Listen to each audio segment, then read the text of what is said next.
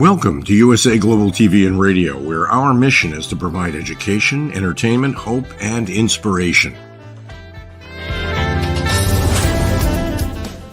USA Global TV and Radio connects you with experts and audiences all around the world every single day to help you succeed in business and to live a richer life. Visit us at usaglobaltv.com to learn about career and life-changing training and mentoring programs like the Listening Mentor. Subscribe to our newsletter to stay informed about our special programs and offers. Discover how you can become a guest on one of our shows or a host or producer of a USA Global TV and Radio show of your very own. That's USA Global TV and Radio, where the doctor is always in.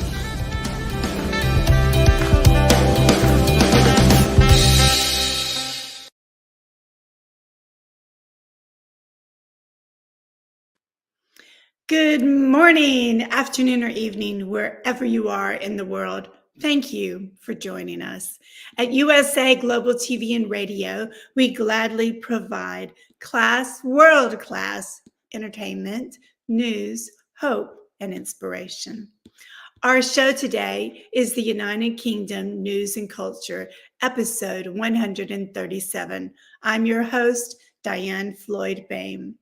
Dr. Jacalyn is out on business, and Heather Grant is producing the show today.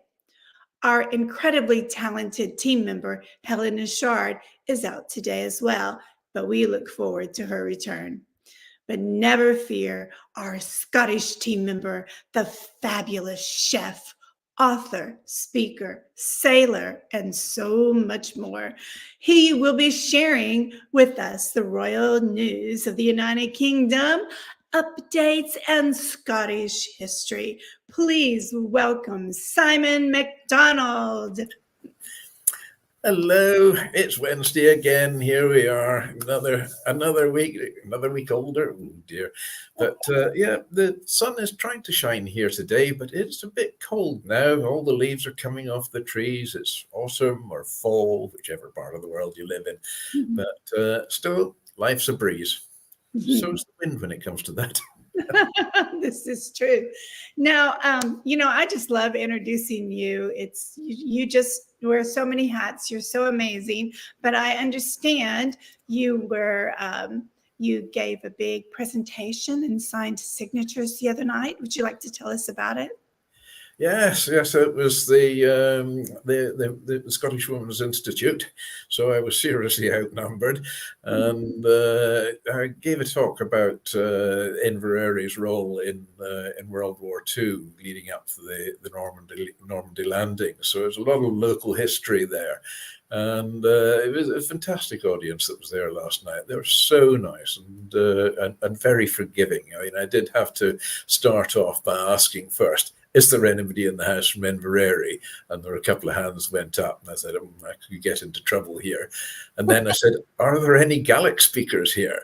And then there was another couple of hands went up, and I thought, yeah, I think I'm going to be in big trouble here, because the pronunciation of the Gaelic languages can be quite difficult at the best of times. So I had some real humdingers of words to get through.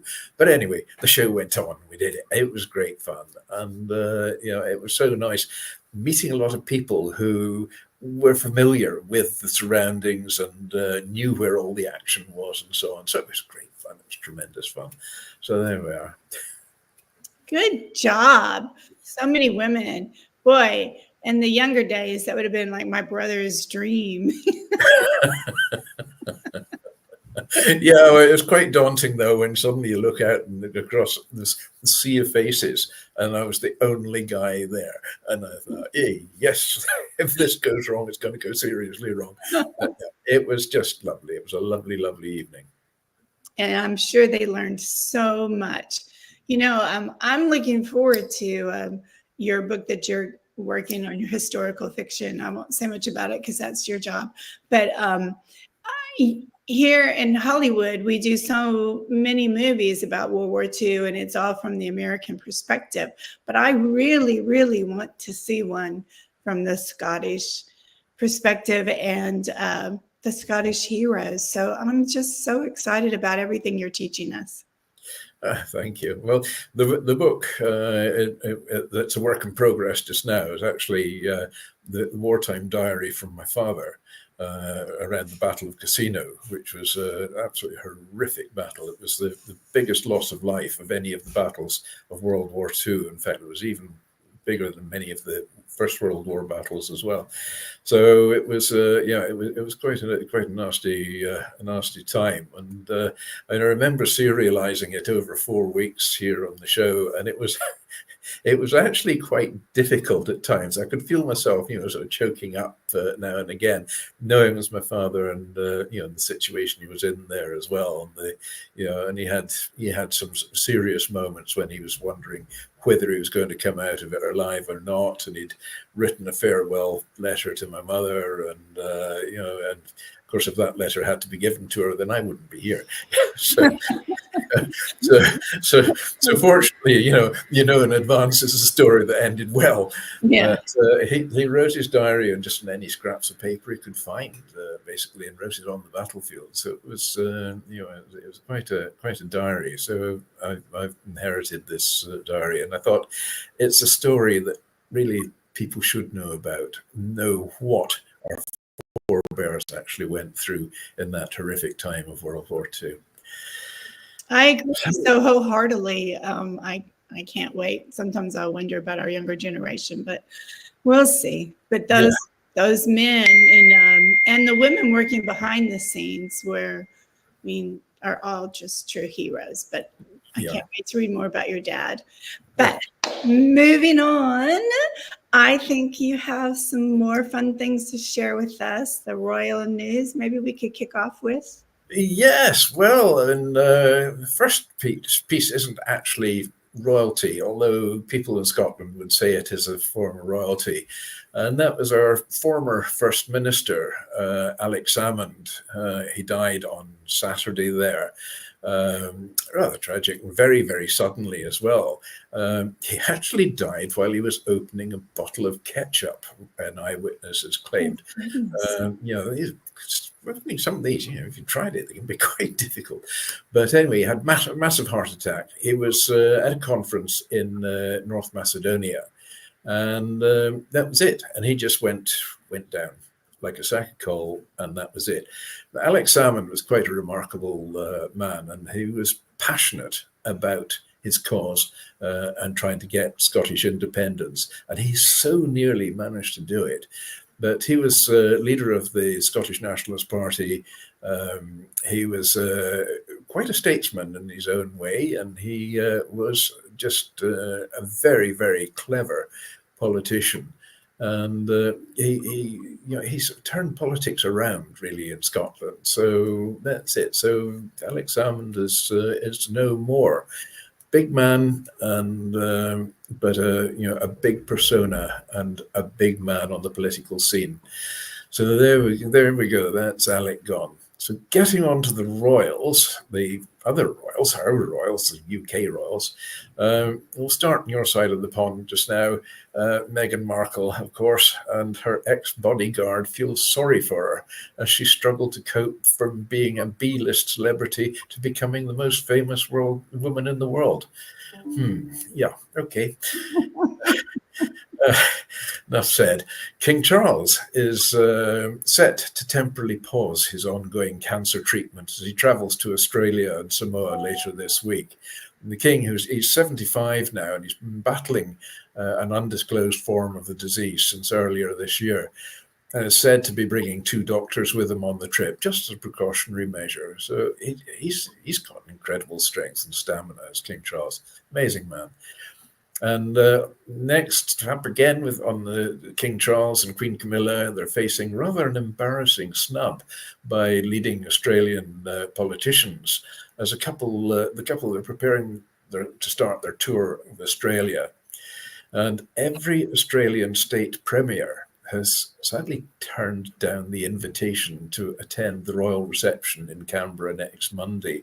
So that is a bit of a snub.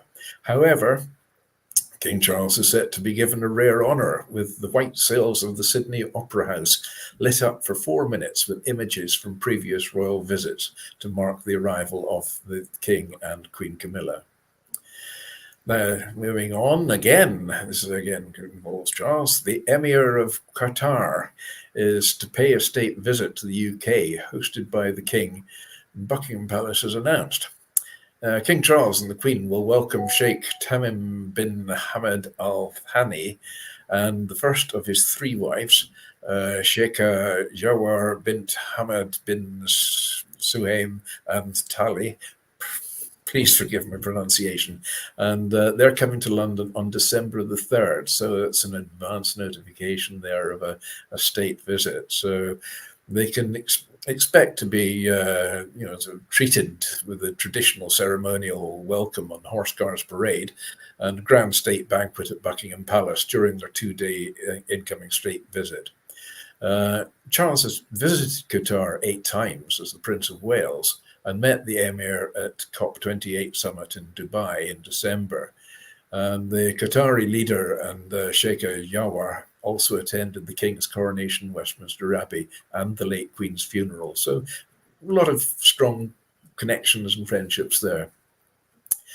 Prince William, moving on, has revealed how the late Princess Diana inspired his new ITV documentary about homelessness.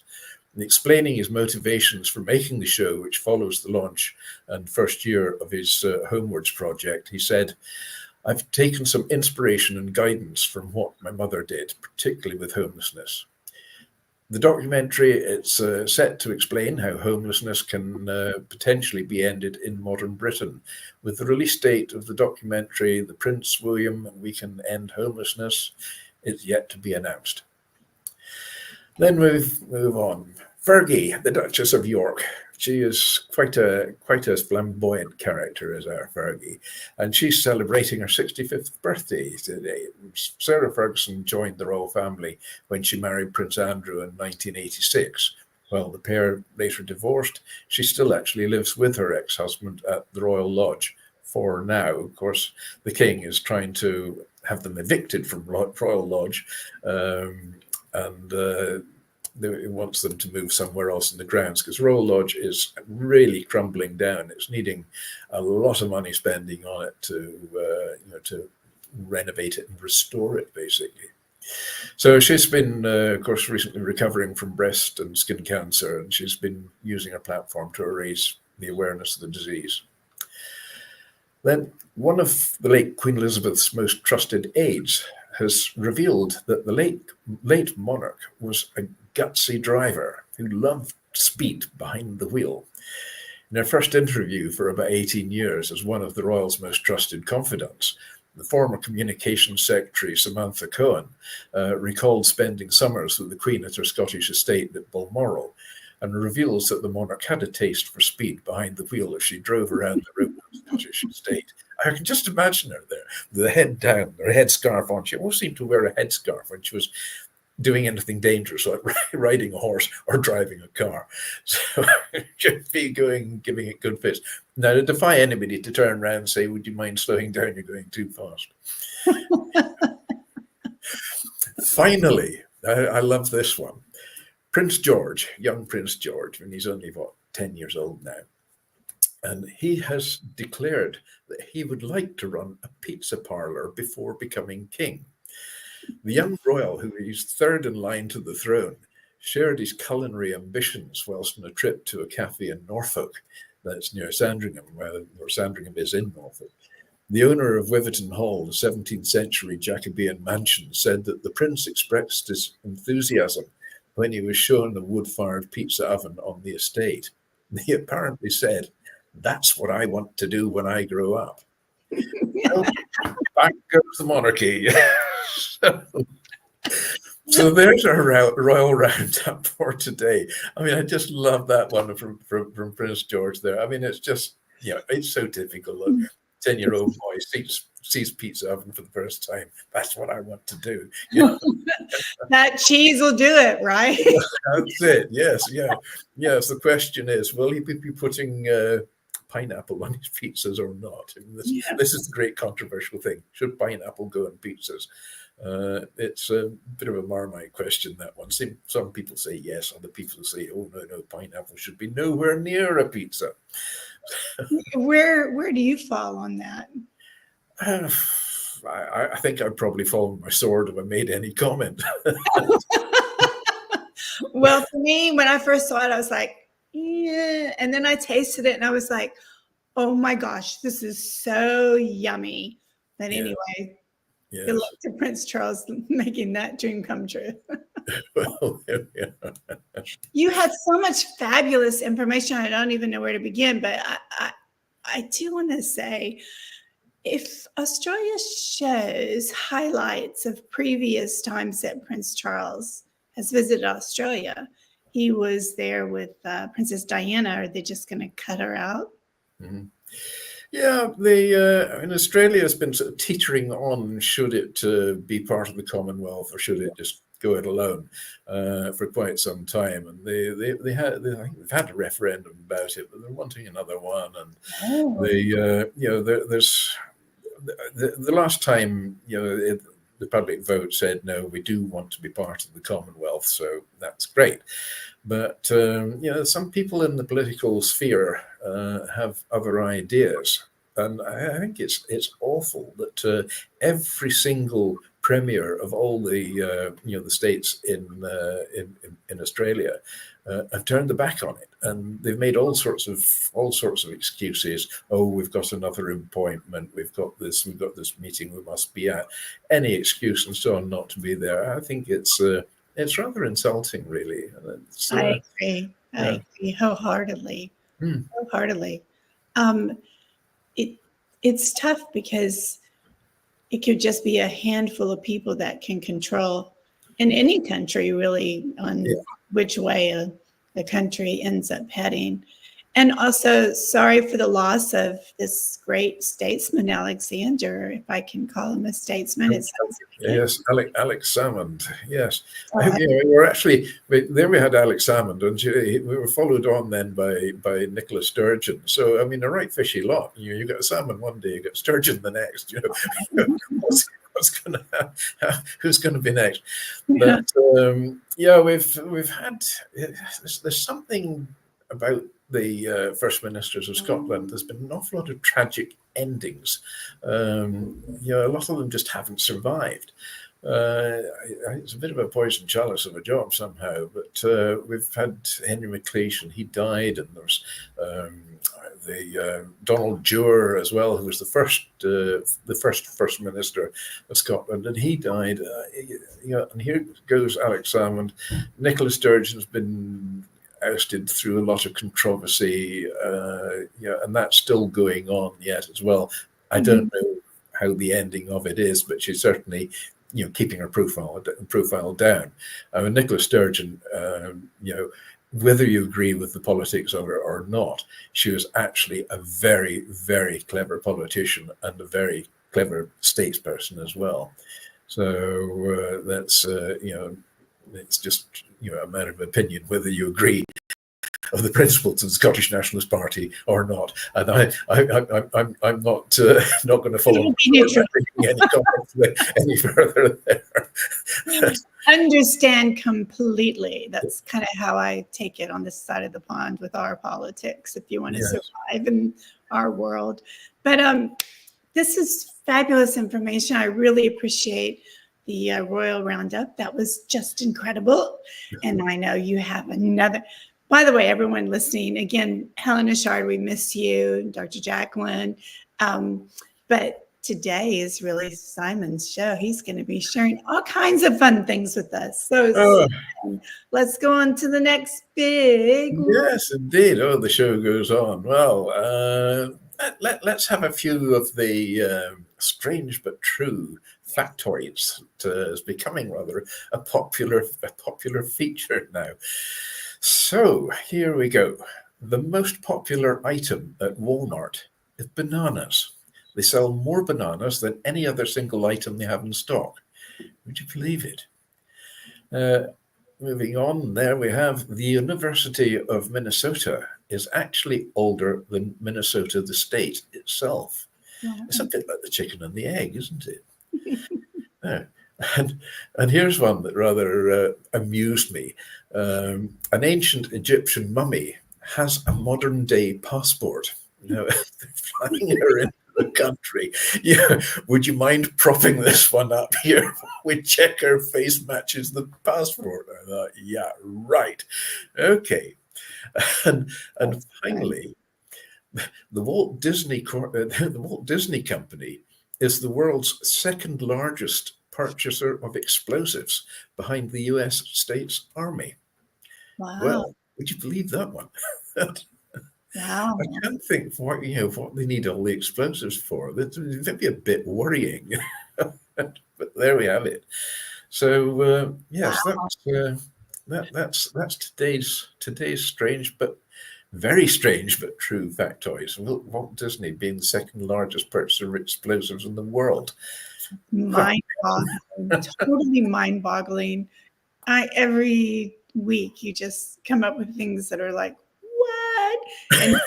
And you can't hear me, but you'd be chuckling because I'm going, what? Well, I mean, the next time you go to Egypt and you walk past the pyramids, you say, passport, please. Passport. Oh, that mummy was hysterical. And then as you were speaking, my brain was thinking, well, maybe that makes sense. When they send the artwork over, they have to take a picture of all of it. So I guess the mummy's like, oh no. That one really beat me when I got that. Correct. Yeah. So anyway, well, let's move on to the main event. Today, I'm talking about an amazing person who was a real go-getter. Came from very humble beginnings, and he was quite an eccentric character as well. Made a lot of friends in very high places, and he actually sort of changed our drinking habits. Now, I'm not talking alcohol here, but he made tea affordable to everybody and is very much involved in the Ceylon tea industry. And I gave just a slight glimpse at his life last week in the piece which we did on Ceylon tea. And this person is Thomas Lipton, or Sir Thomas Lipton, as he finished down. Now, Thomas Lipton, he was born on May the 10th in 1850. He was the youngest of 5 children. His parents, Thomas Sr. and Francis, had emigrated in the 1840s to Scotland from Shannock Mills near Clones in Northern Ireland. And the family, they lived in a 4-room tenement. A tenement in Scotland is an apartment, basically. And that was at 10 Crown Street in Hutchison Town, and it's a typical respectable working class home. So I should add just now, with Thomas Lipton, the more I researched into his life, the more I found. And so this is actually, I'm going to serialize this. I'm going to do half today and half next week as well, because it's a fascinating story. Anyway, He attended St Andrew's Parish School, where primary education cost 3p a week. Now, this is 3 old pence, which is the equivalent of about 4.5 cents US for a week. So, although not academically inclined, he mastered the 3 R's. And he and his friends formed a club which raced toy yachts on pools near Highfields, near Crown Street itself. And around this time, he'd actually carved and rigged Shamrock, his first model boat, and boats called Shamrock became quite an important part of his life. He left school in November 1860 and soon began his first job at A.W. Kennedy Stationers in Glassford Street, receiving a wage of half a crown, which was about 16 cents US. And however, looking to move up in the business world, he perceived this to be a dead-end job. So his next job was with Messrs. Tilley and Henderson in Miller Street. And the job of cutting out shirt patterns was extremely dull, but he had doubled his wage to 4 shillings a week. His early working life wasn't without incident, of course. And after fighting with another boy in the pattern department, when asked to explain himself to his boss, he'd answered, "I hit him, sir, because he cut the toorie off my bonnet." Well, that translated means he cut the bauble off his hat. So they got into a fight. So he was soon showing his confidence by asking then for a 25% increase in his wage, which he was refused with the answer, "You're getting as much as you're worth, and you're in a devil of a hurry to be asking for any more in a rise." After the terse refusal, he lost little interest he had in the job, and soon found another, working as a cabin boy on the Burns line between Glasgow and Belfast, which earned him a wage of 8 shillings a week, which is about 60 cents US. He was enthralled with the job. It was good to be alive, and better still to be a cabin boy on a gallant Clyde-built steamship. He claimed he was never happier than when the atmosphere of ships and sailors and boats and the waterside generally. While his love of water and boats continued throughout his life, his jobs at the Burns line didn't last very long either, and he was given a week's notice for allowing a cabin lamp to smoke and discolour the white enamel of the ceiling. He wasted no time in vain regrets, and after being dismissed from the Burns line, he managed to save some of his wages and tips, and he made inquiries about the cost of a steerage passage to New York. And after a long discussion with his parents, he was soon on his way. He was not yet 15. Wow. Arriving in New York, he couldn't find work and accepted a job in the tobacco fields of Virginia, where you were. And he grew close to his employer, plantation owner Sam Clay, who looked after him after a serious foot injury. After a trip back to New York, Lipton's next job was on a rice plantation at Cusco Island in South Carolina, where the responsibility for finances and bookkeeping gave him a good grounding for running an enterprise. And soon he got that restless feeling and took the sudden decision to board a schooner bound for Charleston. The next 2 years are vague in detail, but we do know that he returned to New York for a third time. And this time he was lucky and got a job as an assistant in a prosperous New York grocery store. He liked it from the very start, and he quickly learned the grocery trade and the secrets of his future success, picking up the American techniques of salesmanship and advertising, which were to become his trademark. So in the spring of 1869, he made the surprising decision to return to Scotland. This was at a time, actually, when most ships crossing the Atlantic carried immigrants to America. But Lipton was not for that. So arriving back in Glasgow, he hired a cab, and on top of it, he placed a rocking chair and a barrel of flour for his mother. And Lipton had the driver proceed slowly along Crown Street while he waved and shouted greetings to his old friends and neighbours, which is a spectacle long remembered in the area. Soon after his return, he took over his parents' shop and quickly turned his fortunes around. Now, this wasn't without some resistance from his father, who had faced with Thomas's grand plans, commented, "Ah, no, Tom, we'll be getting above ourselves now." So after 2 years working in his parents' shop, on his 21st birthday, Lipton opened his first shop at 101 Stobcross Street in Glasgow. In the heart of industrial Glasgow, full of smoke and fog, the shop was said to be so brightly lit that at night it became a beacon in the street. Goods were stacked in the American fashion, not for the convenience of the proprietors, but for the purpose of catching the customer's attention. Lipton was used to another selling technique learned from his mother, that when his parents had opened their small shop, Mrs. Lipton, rather than deal with middlemen in the markets, dealt directly with the farmers of her homeland. Lipton followed this example, and he bought his bacon, eggs, and butter and other produce direct from Irish farmers. He lived, worked, and breathed his shop. His days were 18 hours long, and he would often sleep on a makeshift bed under the counter. So his shop in Stobcross was doing so well that in 1876 he moved to larger premises at 21 to 27 High Street. He later added shops on Paisley Road, Anderston, and Robertson Lane. And then by 1882, he had shops in Dundee and Paisley, Edinburgh, and down in England in Leeds as well. It was with stunts and advertising that Lipton was to make his mark. He employed the talents of Willie Lochart, a leading cartoonist of the day, to produce weekly posters for him. One of the most famous shows a typical Irishman with knee breeches, cutaway coat, a billycock hat, shillelagh, and all, and with a pig, its eyes full of tears, slung in a sack over his shoulder.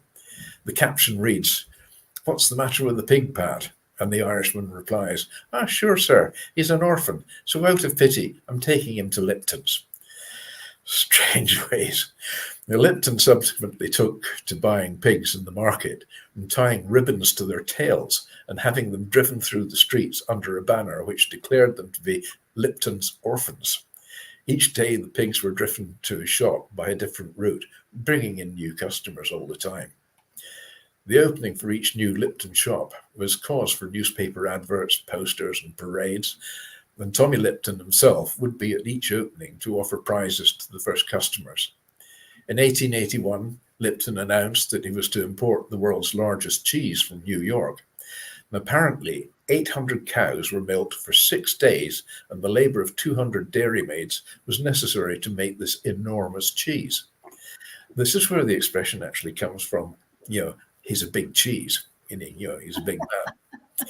So the streets were lined with spectators cheering at the giant cheese on its way to Lipton's new store in the High Street. As an added touch, Lipton announced that since it was Christmas, his cheese, like clouty dumplings or Christmas puddings, would contain sovereigns and half sovereigns, which was sort of the £1 and 50p coins of their day. So when the cheese went on sale, the last piece was sold within 2 hours of the store opening, such as people's wanting to get hold of another few pounds. Well, these giant cheeses became part of Lipton's Christmas displays, and one was so large that the manager of Lipton's shop in Nottingham hired an elephant from the local circus to transport the cheese through the town. So by 1890, Lipton was a very rich and successful man. And he'd remarked later in life that the only politics he had were to open a new shop every week. After achieving what he had originally set out to do in the general trade provision, he turned his attention to tea. And drinking tea had become much more popular in the late 1880s, but still was prohibitively expensive for the average working class family. So after investigating the trade further with tea brokers in London, he took the decision to do what he had done with ham and butter and eggs, and that's to cut out the middleman with a profit to himself and his customers. So within a year, he was selling huge amounts of tea in £1, £1/2, and £1/4 packets. And the blends were made especially for the area around the shops so that Lipton could advertise the perfect tea to suit the water of your town. While he made substantial profits, his rule was to abolish, wherever possible, the middleman. And the only way he could do this was to control the whole production process. So he secretly booked a passage to Australia, but disembarked at Colombo and Ceylon to visit the plantations for himself. In the summer of 1878, he bought a coffee shop failure in the island of Ceylon, which all but wiped out the commodity. As a result, tea production increased, and the purchase price of the plantations was only half of what Lipton had actually been willing to pay. So by using Ceylon to produce the tea, it had less distance to travel and was therefore cheaper. Traditionally, China had been known for producing tea, but within a short period of time, he owned 5 plantations. Now he controlled the whole manufacturing process as well. Many thought he would fail by not attracting blenders, but he proved them all wrong, and he offered the blenders double the current salary, and they soon started working for Lipton. The tea was fresher, and of course, they had the new slogan ready, direct from the tea garden to the teapot. So even his 300 shops could not begin to satisfy the demand for tea in packets at 1 shilling and 7 pence, which is about 8 cents per pound. So Lipton decided to sell it anywhere there was a demand for it, and creating that demand by advertising tea as he had in his ham and cheese 15 years earlier. In the process, Tommy Lipton became the trademark of a national commodity, and through tea, Lipton's became a household name. His shops had made him a millionaire, but tea made him a multi-millionaire. So there we'll stop for this week, and then we will continue the story next week, and it just gets better and better. Believe me, it's an amazing story. So there we go. Wow, incredible. And I mean, what a journey.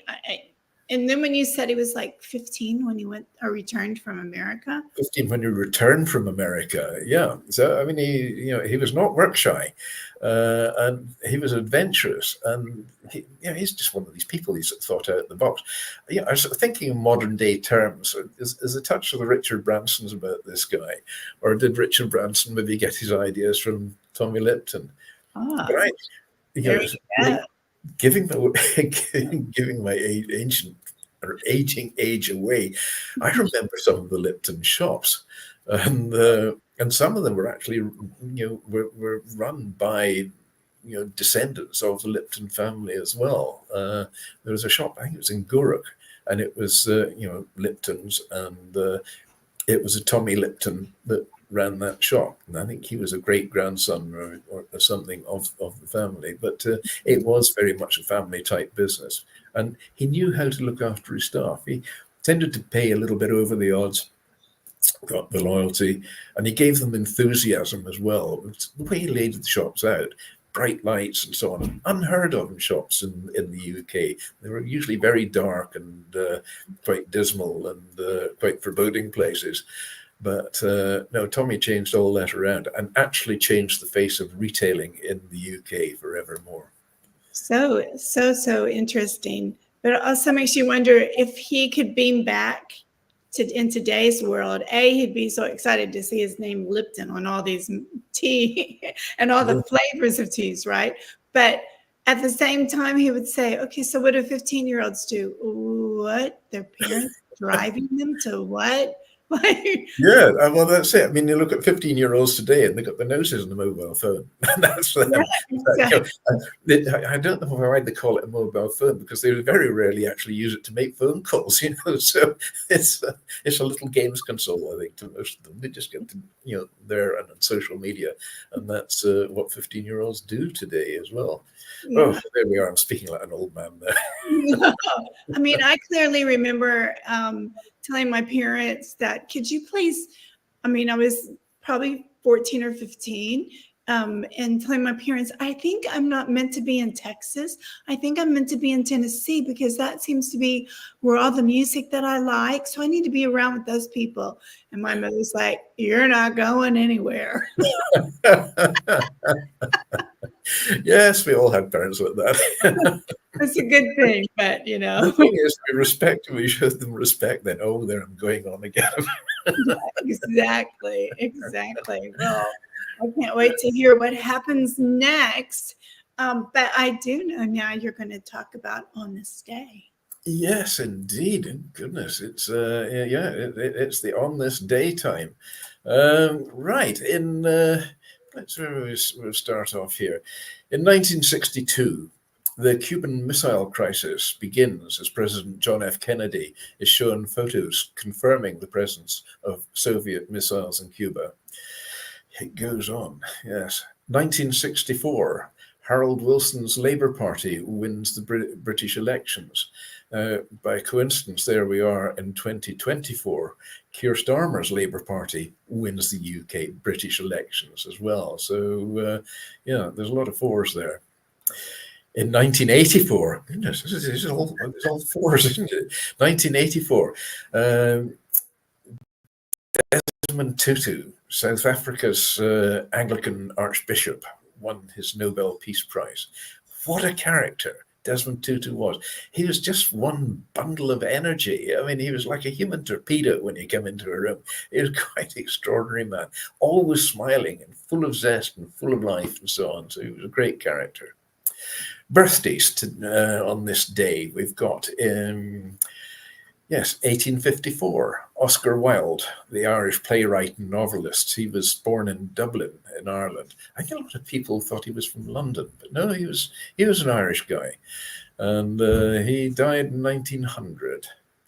Then in 1922, Robert Urquhart was a Scottish actor from the film Dunkirk and the Bulldog Breed, was born in Ullapool in Scotland.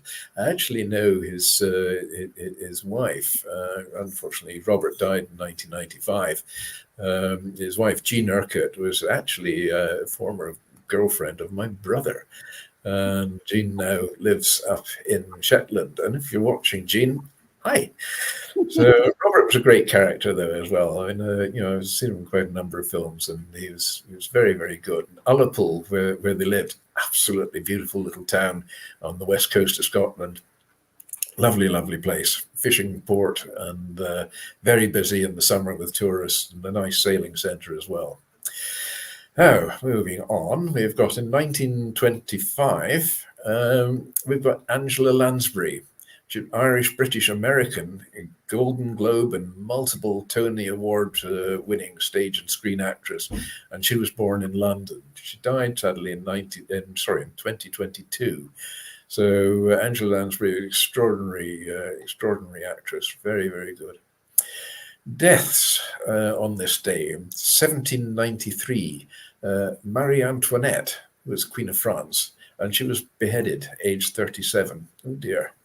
At 1959, we've got George C. Marshall, American general and US Secretary of State, died at the age of 78. And then in 2007, Deborah Kerr, British actress from Here to Eternity and The King and I, and An Affair to Remember. She died from the effects of Parkinson's disease at age 86. Again, so sad. Some of these amazing names go. But that we have on this day on this week. My goodness gracious. Again, clapping. Yay! So interesting. And so many incredible people that brought so much to this world for us to know. Yes. So it's so nice to remember. So, and to put a plug in for your brother's ex-girlfriend. Yes. Well, there we are. But no, I mean, Jean Urquhart, she's a lovely person as well. Yeah. Actually, she was a very staunch Scottish Nationalist Party drum beater as well, and there's quite a lot of them out there. But Jean has been quite a party supporter for some time. Oh, yay! I was just having a little fun with you. Well, can you imagine? It is already time to say goodbye. It's incredible. It is incredible. It always flies by. But Simon, I can't thank you enough for everything you bring to the show. It's so amazing. And I know you put a lot of work into finding all this fabulous information, and we deeply appreciate it so much. It's great fun. It's great fun. I'm going to leave with a parting thought for the week. Oh, yes, please. If at first you don't succeed, then perhaps skydiving's not for you. That is a great parting thought. Oh, my goodness gracious.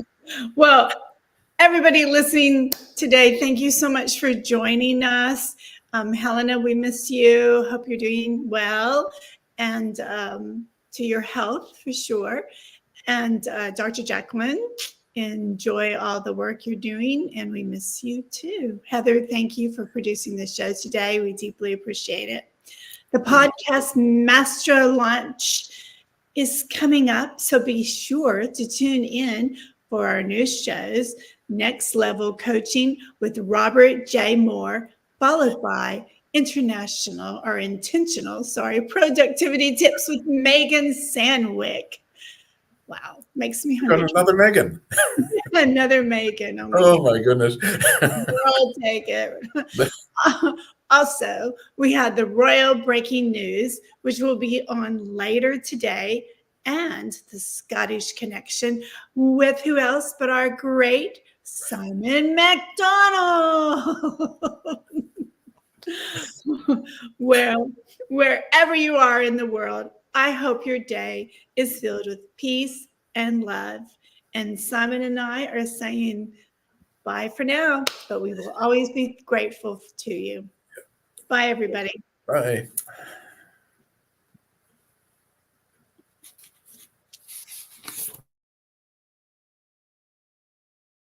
Hello, I'm children's author DIANN FLOYD, and I am co-host for several of the USA Global TV and radio shows.